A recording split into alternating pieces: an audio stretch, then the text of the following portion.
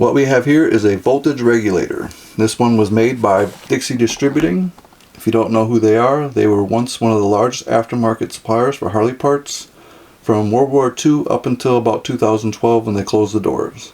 These are new old stock. They do not make these anymore, and you can't get them unless you find somebody that just happens to have some in stock. And once we are out, we are completely out for good. Open the box. These are very well made regulators.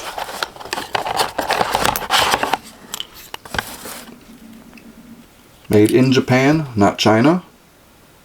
So the electronics are probably better than anything you can get now. These fit 81 through 88 Harleys, except for Sportster. 81 through 83 is obviously a shovel head. 84 through 88 is the early evolution.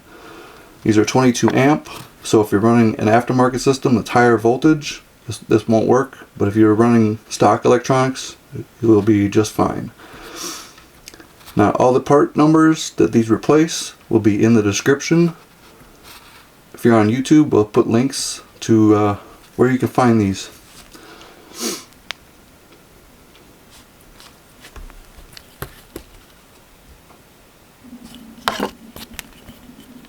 Thanks for checking this video out, and make sure you like and subscribe.